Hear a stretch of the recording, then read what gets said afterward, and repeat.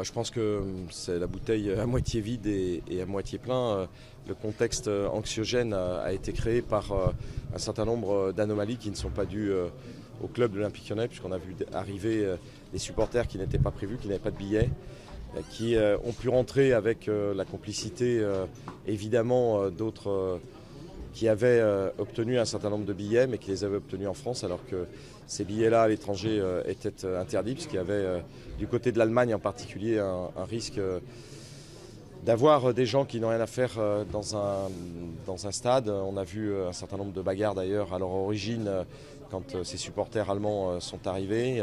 Ils se sont réfugiés quand la police a essayé de les empêcher de rentrer dans la boutique. Ils ont tout cassé.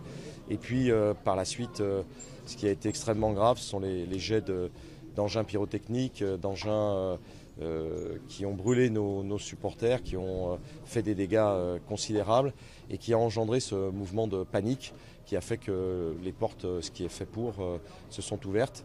Donc les supporters se sont réfugiés sur le terrain, plus par peur, parce qu'il y avait énormément de blessés, énormément de gens qui avaient été touchés par ces projectiles. Donc il était du ressort de celui qui a la responsabilité pénale et la responsabilité de l'organisation d'essayer de tout tenter pour que les choses se calment. Beaucoup discuté avec ces supporters. Je leur ai dit que personnellement j'allais aller dans la tribune et donc s'il y avait des dangers, je serais le premier exposé et que je ne trouvais pas normal qu'ils ne m'accompagnent pas dans la tribune.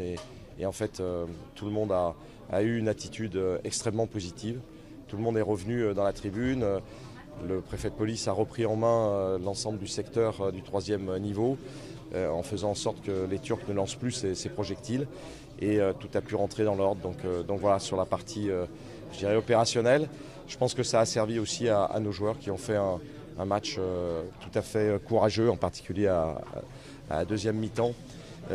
Et ils ont pu revenir, ce qui était logique compte tenu du pressing qu'on a imposé à cette équipe de Beşiktaş en deuxième mi-temps et donc permettre, je l'espère, une qualification possible pour une demi-finale de Coupe d'Europe. Justement, à quoi doit-on s'attendre au retour et qu'est-ce que vous espérez, vous, pour vos supporters et pour les supporters turcs? Bon, déjà, nos supporters sont interdits, ce qui est complètement illogique et inéquitable de déplacement c'est un comble d'être interdit de se déplacer en Turquie parce qu'il y a des risques qui ont été générés ici par les fauteurs de troubles. Donc voilà, donc j'ai totale confiance dans l'UEFA. Je pense qu'il y aura des décisions de prise. En tout cas, nous avons déjà eu un voyage qui s'est mal passé en Turquie au mois d'août, puisque l'équipe a été bloquée au moment du coup d'État, a été rapatriée dans des conditions spéciales très difficiles.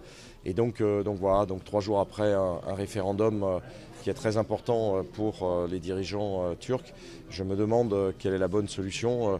Mais en tout cas, je sais que l'UEFA ne prendra pas de risque ni pour nos joueurs, ni pour l'équité de la compétition. Vous sous-entendez un huis clos peut-être pour cette rencontre? Est-ce que c'est ce que vous voulez?